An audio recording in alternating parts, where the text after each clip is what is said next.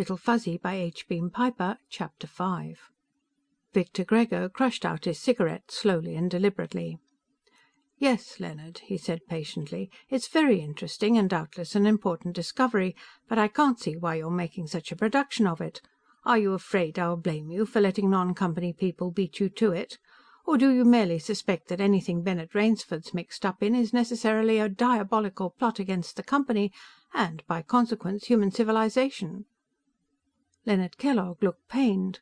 "What I was about to say, Victor, is that both Rainsford and this man Holloway seem convinced that these things they call Fuzzies aren't animals at all. They believe them to be sapient beings." "Well, that's—" He bit that off short as the significance of what Kellogg had just said hit him. "Good God, Leonard, I beg your pardon abjectly. I don't blame you for taking it seriously. Why, that would make Zarathustra a Class IV inhabited planet." "For which the Company holds a Class III charter," Kellogg added, "for an uninhabited planet. Automatically void if any race of sapient beings were discovered on Zarathustra." "You know what'll happen if this is true." "Well, I should imagine the charter would have to be renegotiated. And now that the Colonial Office knows what sort of a planet this is, they'll be anything but generous with the Company." "They won't renegotiate anything, Leonard. The Federation government will simply take the position that the Company has already made an adequate return on the original investments, and they'll award us what we can show is in our actual possession, I hope, and throw the rest into the public domain. The vast plains on Beta and Delta continents, with their herds of veldbeest, all open range, and every beast that didn't carry a Company brand a maverick. And all the untapped mineral wealth and the untilled arable land. It would take years of litigation even to make the Company's claim to Big Blackwater stick. And Terra, Baldur, Marduk space lines would lose their monopolistic franchise and get sticky about it in the courts. And in any case, the Company's import-export monopoly would go out the airlock.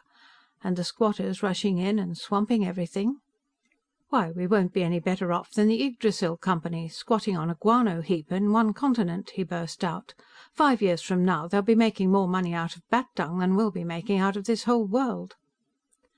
And the Company's good friend and substantial stockholder, Nick Emmert, would be out too, and a Colonial Governor-General would move in, with regular army troops and a complicated bureaucracy. Elections and a representative parliament, and every Tom, Dick and Harry with a grudge against the Company would be trying to get laws passed. And of course a Native Affairs Commission with its nose in everything. "But they couldn't just leave us without any kind of a charter," Kellogg insisted.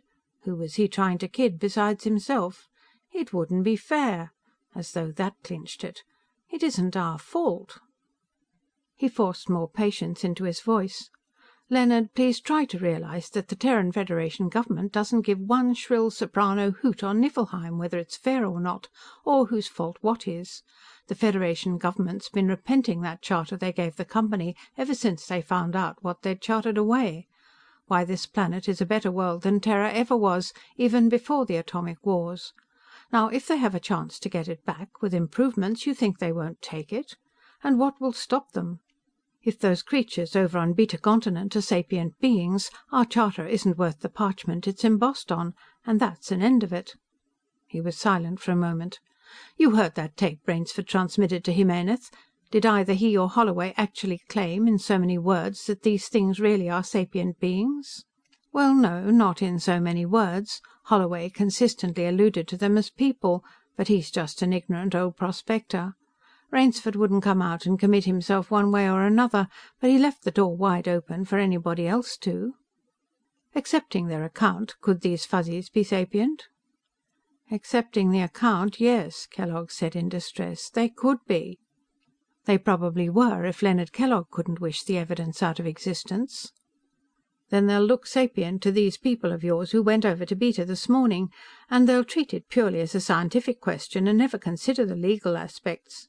Leonard, you'll have to take charge of the investigation before they make any reports everybody'll be sorry for." Kellogg didn't seem to like that. It would mean having to exercise authority and getting tough with people, and he hated anything like that. He nodded very reluctantly. "Yes, I suppose I will. Let me think about it for a moment, Victor." One thing about Leonard, you handed him something he couldn't delegate or dodge, and he'd go to work on it. maybe not cheerfully, but conscientiously. "I'll take Ernst Mallin along," he said at length. "This man Rainsford has no grounding whatever in any of the psychosciences. He may be able to impose on Ruth Ortheris, but not on Ernst Mallin. Not after I've talked to Mallin first." He thought some more.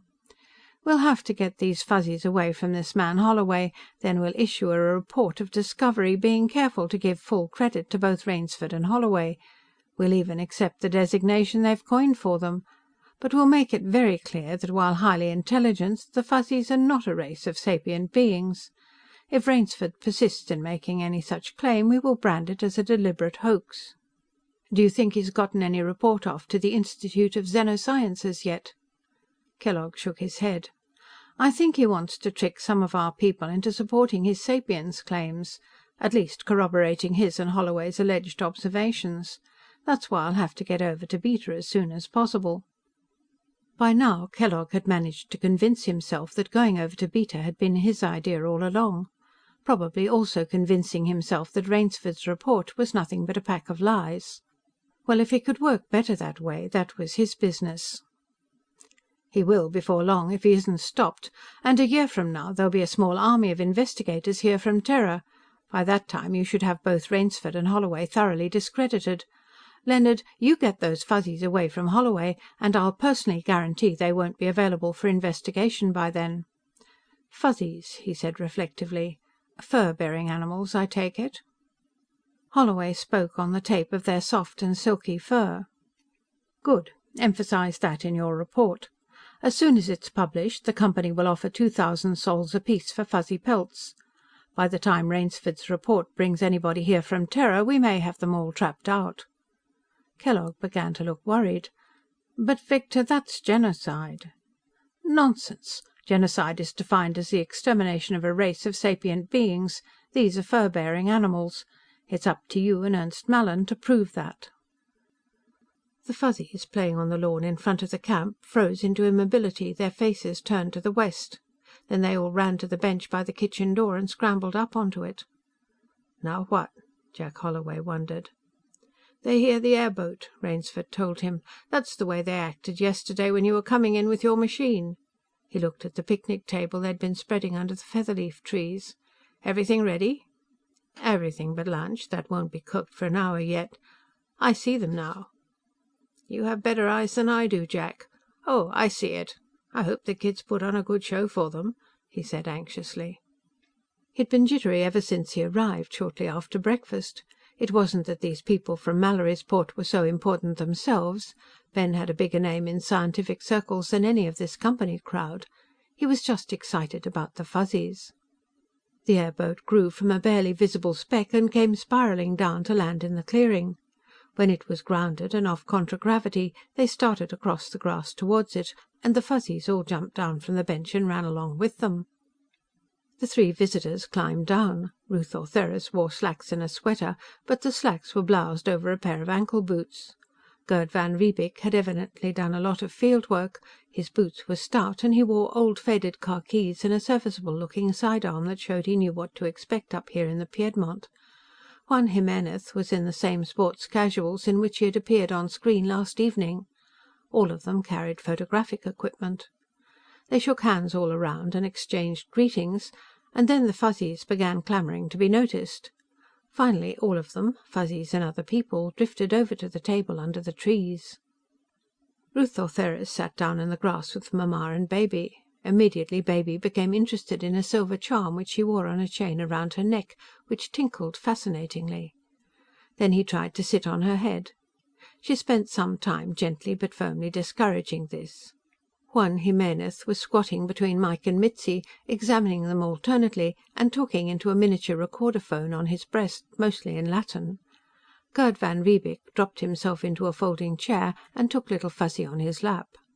"You know, this is kind of surprising," he said. "Not only finding something like this after 25 years, but finding something as unique as this. Look, he doesn't have the least vestige of a tail, and there isn't another tailless mammal on the planet. Fact, there isn't another mammal on this planet that has the slightest kinship to him. Take ourselves, we belong to a pretty big family, about 50-odd genera of primates. But this little fellow hasn't any relatives at all." Eek! And he couldn't care less, could he? Van Riebeek pummeled Little Fuzzy gently. "One thing, you have the smallest humanoid known. That's one record you can claim." Uh-oh, what goes on? Ko Ko, who had climbed upon Rainsford's lap, jumped suddenly to the ground, grabbed the chopper digger he had left beside the chair, and started across the grass. Everybody got to their feet, the visitors getting cameras out. The Fuzzies seemed perplexed by all the excitement. It was only another land prawn, wasn't it? Ko Ko got in front of it, poked it in the nose to stop it, and then struck a dramatic pose, flourishing his weapon and bringing it down on the prawn's neck. Then, after flopping it over, he looked at it, almost in sorrow, and hit it a couple of whacks with the flat. He began pulling it apart and eating it. "I see why you call him Ko Ko," Ruth said, aiming her camera. "Don't the others do it that way?" "Well, Little Fuzzy runs along beside them and pivots and gives them a quick chop. Mike and Mitzi flop theirs over first and behead them on their backs, and Mamma takes a swipe at their legs first. But beheading and breaking the undershell, they all do that." "Uh-huh. That's basic," she said. "Instinctive. The technique is either self-learned or copied. When Baby begins killing his own prawns, see if he doesn't do it the way Mamma does." "Hey, look!" Jimenez cried. "He's making a lobster pick for himself." Through lunch they talked exclusively about Fuzzies. The subjects of the discussion nibbled things that were given to them and yeeked amongst themselves. Gerd van Riebeek suggested that they were discussing the odd habits of human-type people. Juan Jimenez looked at him, slightly disturbed, as though wondering just how seriously he meant it. "You know, what impressed me most in the taped account was the incident of the damn thing," said Ruth Ortheris. "Any animal associating with man will try to attract attention if something's wrong. But I never heard of one, not even a Freyan Kholf or a Terran chimpanzee, that would use descriptive pantomime. Little Fuzzy was actually making a symbolic representation by abstracting the distinguishing characteristic of the damn thing." "Think that stiff arm gesture and bark might have been intended to represent a rifle?" Gerd van Riebeek asked. "He'd seen you shooting before, hadn't he?" "I don't think it was anything else. He was telling me, 'Big nasty damn thing outside, shoot it like you did the harpy.' And if he hadn't run past me and pointed back, that damn thing would have killed me." Jimenez hesitantly said, "I know I'm speaking from ignorance, you're the Fuzzy expert, but isn't it possible that you're over-anthropomorphizing, endowing them with your own characteristics and mental traits?" "Juan, I'm not going to answer that right now. I don't think I'll answer it at all. You wait until you've been around these Fuzzies a little longer, and then ask it again. Only ask yourself." "So you see, Ernst, that's the problem." Leonard Kellogg laid the words like a paperweight on the other words he had been saying, and waited. Ernst Mallin sat motionless, his elbows on the desk and his chin in his hands. A little pair of wrinkles like parentheses appeared at the corners of his mouth. "Yes, I'm not a lawyer, of course, but—" "It's not a legal question. It's a question for a psychologist." That left it back with Ernst Mallin, and he knew it. "I'd have to see them before I could express an opinion. You have that tape of Holloway's with you?"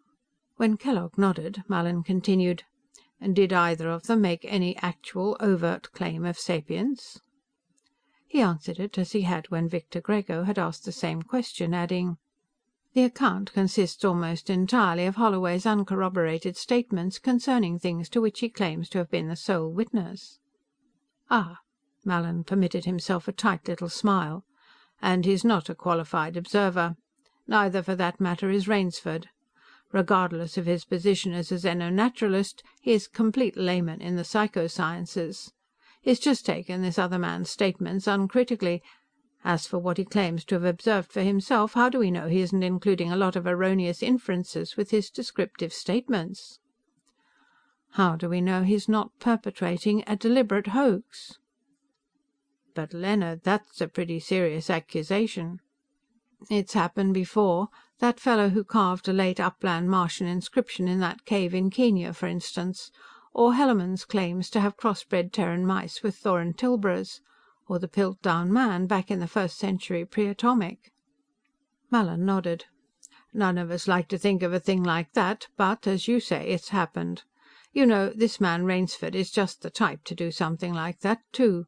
Fundamentally an individualistic egoist, badly adjusted personality type. Say he wants to make some sensational discovery which will assure him the position in the scientific world to which he believes himself entitled. He finds this lonely old prospector into whose isolated camp some little animals have strayed. The old man has made pets of them, taught them a few tricks, finally so projected his own personality onto them that he's convinced himself that they're people like himself.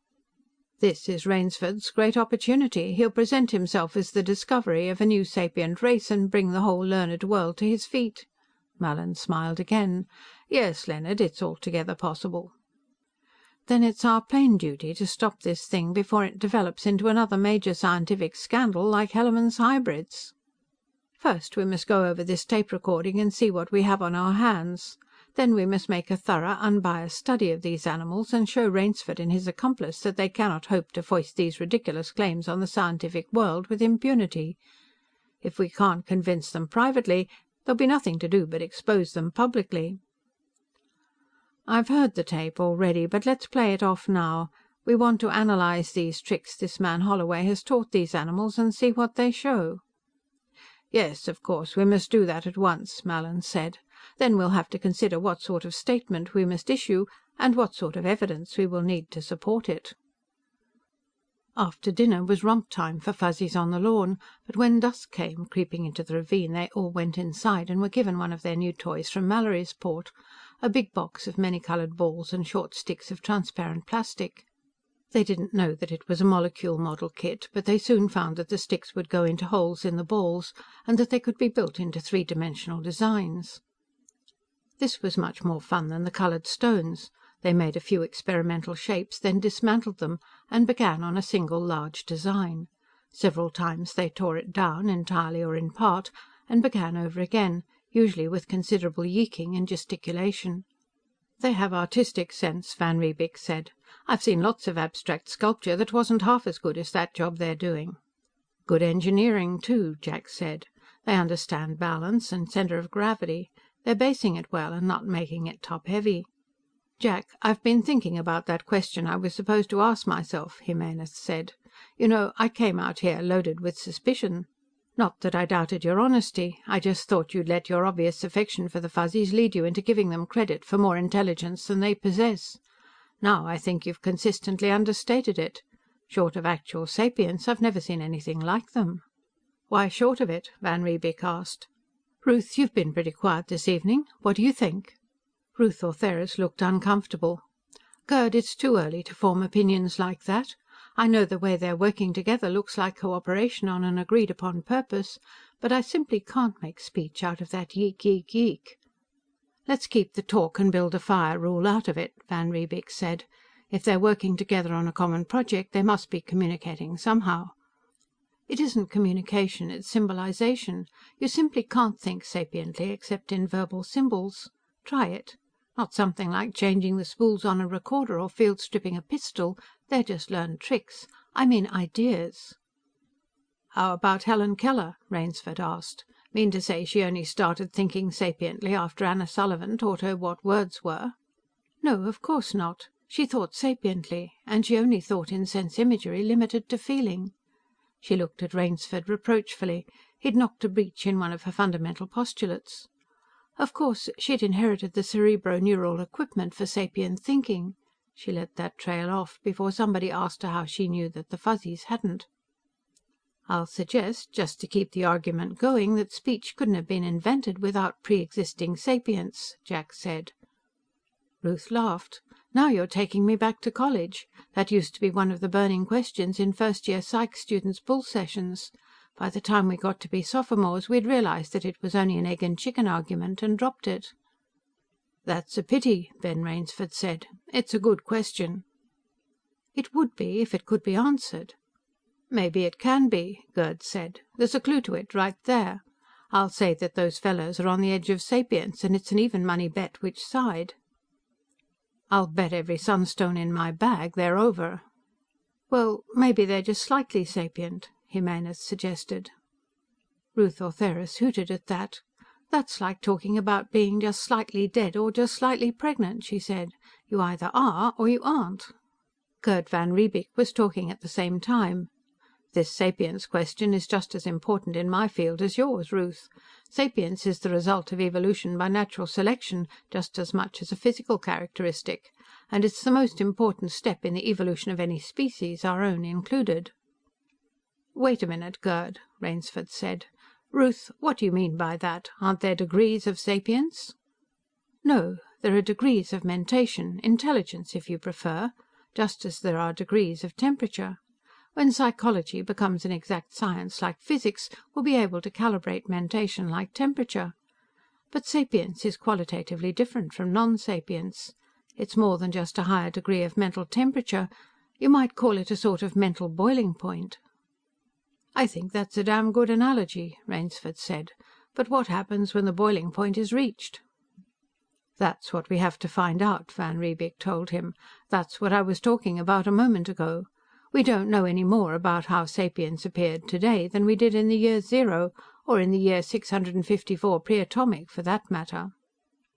"Wait a minute," Jack interrupted. "Before we go any deeper, let's agree on a definition of sapience." Van Riebeek laughed. "Ever try to get a definition of life from a biologist?" he asked. "Or a definition of number from a mathematician?" "That's about it." Ruth looked at the Fuzzies, who were looking at their colored ball construction as though wondering if they could add anything more without spoiling the design. "I'd say a level of mentation qualitatively different from non-sapience, in that it includes ability to symbolize ideas and store and transmit them, ability to generalize, and ability to form abstract ideas. There, I didn't say a word about talk and build a fire, did I?" "Little Fuzzy symbolizes and generalizes," Jack said. "He symbolizes a damn thing by 3 horns, and he symbolizes a rifle by a long thing that points and makes noises. Rifles kill animals. Harpies and damn things are both animals. If a rifle will kill a harpy, it'll kill a damn thing too." Juan Jimenez had been frowning in thought. He looked up and asked, "What's the lowest known sapient race?" "Yggdrasil Khugras," Gerd van Riebeek said promptly. "Any of you ever been on Yggdrasil?" "I saw a man shot once on Mimir for calling another man the son of a Khugra," Jack said. "The man who shot him had been on Yggdrasil and knew what he was being called." "I spent a couple of years among them," Gerd said. "They do build fires, I'll give them that. They char points on sticks to make spears, and they talk. I learned their language, all 82 words of it. I taught a few of the intelligentsia how to use machetes without maiming themselves, and there was one mental giant I could trust to carry some of my equipment if I kept an eye on him, but I never let him touch my rifle or my camera." "Can they generalize?" Ruth asked. "Honey, they can't do nothing else but. Every word in their language is a high-order generalization. Prusha, live thing. Nusha, bad thing. Dishta, thing to eat. Want me to go on? There are only 79 more of them." Before anybody could stop him, the communication screen got itself into an uproar. The Fuzzies all ran over in front of it, and Jack switched it on. The caller was a man in gray semi-formals. He had wavy gray hair and a face that looked like Juan Jimenez's 20 years from now. "Good evening, Holloway here." "Oh, Mr. Holloway, good evening." The caller shook hands with himself, turning on a dazzling smile. "I'm Leonard Kellogg, chief of the company's science division. I just heard the tape you made about the Fuzzies." He looked down at the floor. "Are these some of the animals?" "These are the Fuzzies." He hoped it sounded like the correction it was intended to be. "Dr. Bennett Rainsford's here with me now, and so are Dr. Jimenez, Dr. van Riebeek, and Dr. Ortheris." Out of the corner of his eye, he could see Jimenez squirming as though afflicted with ants, van Riebeek getting his poker face battened down, and Ben Rainsford suppressing a grin. "Some of us are out of screen range, and I'm sure you'll want to ask a lot of questions. Pardon us a moment while we close in." He ignored Kellogg's genial protest that that wouldn't be necessary, until the chairs were placed facing the screen. As an afterthought, he handed Fuzzies around, giving Little Fuzzy to Ben, Ko Ko to Gerd, Mitzi to Ruth, Mike to Jimenez, and taking Mamma and Baby on his own lap. Baby immediately started to climb up onto his head, as expected. It seemed to disconcert Kellogg, also as expected. He decided to teach Baby to thumb his nose when given some unobtrusive signal. Now, about that tape I recorded last evening, he began. Yes, Mr. Holloway. Kellogg's smile was getting more mechanical every minute. He was having trouble keeping his eyes off Baby. I must say, I was simply astounded at the high order of intelligence claimed for these creatures. And you wanted to see how big a liar I was. I don't blame you. I had trouble believing it myself at first. Kellogg gave a musically blithe laugh, showing even more dental equipment. Oh, no, Mr. Holloway, please don't misunderstand me. I never thought anything like that. I hope not, Ben Rainsford said, not too pleasantly. I vouched for Mr. Holloway's statements, if you'll recall. Of course, Bennett, that goes without saying. Permit me to congratulate you upon a most remarkable scientific discovery, an entirely new order of mammals. Which may be the 9th extrasolar sapient race, Rainsford added. Good heavens, Bennett. Kellogg jettisoned his smile and slid on a look of shocked surprise. You surely can't be serious. He looked again at the Fuzzies, pulled the smile back on and gave a light laugh. I thought you'd heard that tape, Rainsford said. Of course, and the things reported there, most remarkable. But sapiences? Just because they've been taught a few tricks and use sticks and stones for weapons? He got rid of the smile again and quick changed to seriousness. Such an extreme claim must only be made after careful study. Well, I won't claim they're sapient, Ruth Ortheris told him. Not until the day after tomorrow at the earliest. But they very easily could be. They have learning and reasoning capacity equal to that of any 8-year-old Terran human child, and well above that of the adults of some recognizedly sapient races.